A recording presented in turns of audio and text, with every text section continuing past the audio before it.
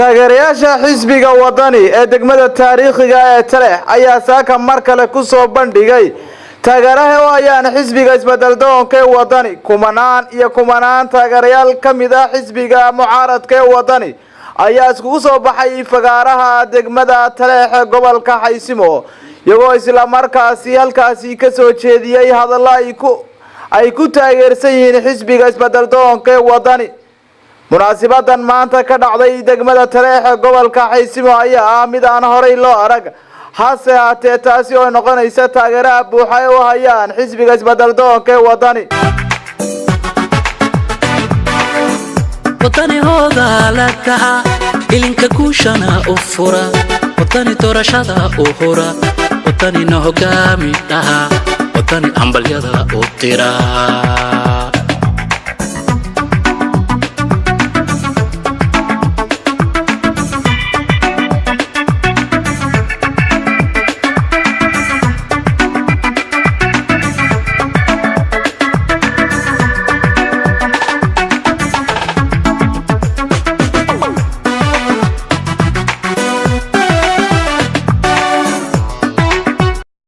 Somaliland maanta waxa way arag bikay lacagta ay ku faarayaan wati degadaa la siistay oo Hindiya la siistay oo guryaha la siistay oo badda la siistay oo garoomada la siistay waxaan ummadda ugu ambaleeyaa sida fiican fikir xisbiga wadani u lahayn haddaan gobolka Xaysmanahay iyo degmada Taleex si wacan badbaadagaas maanta noogu dhacay waana maalintii labaad waxa weeye dalkii dadkuna waa wadani saakana wadaarka sameeyay badbaadada ka dhacay طبعاً واد أركسين إنتي ومد سكوسو بحذي لبضع الشباب ووحى ومد عنده دي يبستي جوده بخيا بالسي كل يوم حامله وحى تطور السنة السوق قبل ما تطور السنة تبين ودورته الله فريسان دورته ووحى لا تاي دوما تطور السنة ومعلنا هاي يدرك يدرك كبا وحامله هاي أنا ودي كل ده الوقت كل إسكا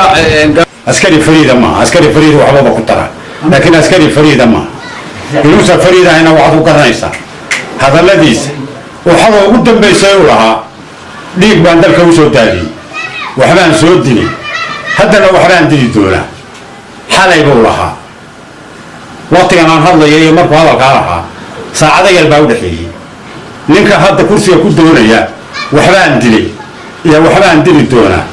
waxaan ku leeyahay inaga oo Soomaaliland wada oo wadaagna waxa farxad ah maanta inaan halka uga dabbaaldegno xisbiga isbedel doonka oo loo aragno inuu mustaqbalka noqon doono kan horumariya bulshada reer Somaliland waa siyaasadda cidda khaladaad ma tooso anigu odayaasha bulshada ayaa tilmaami doonta halka mustaqbalkeeda ay ka aragto aniguna waxaa ka mid ah dadka ku shaqeeya rabitaanka shacabka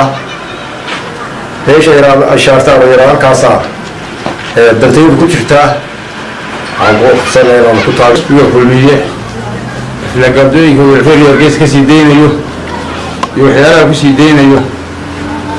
ma aha mid Somaliland lagu wadaagi karo من دورشة نويه يومها سببتها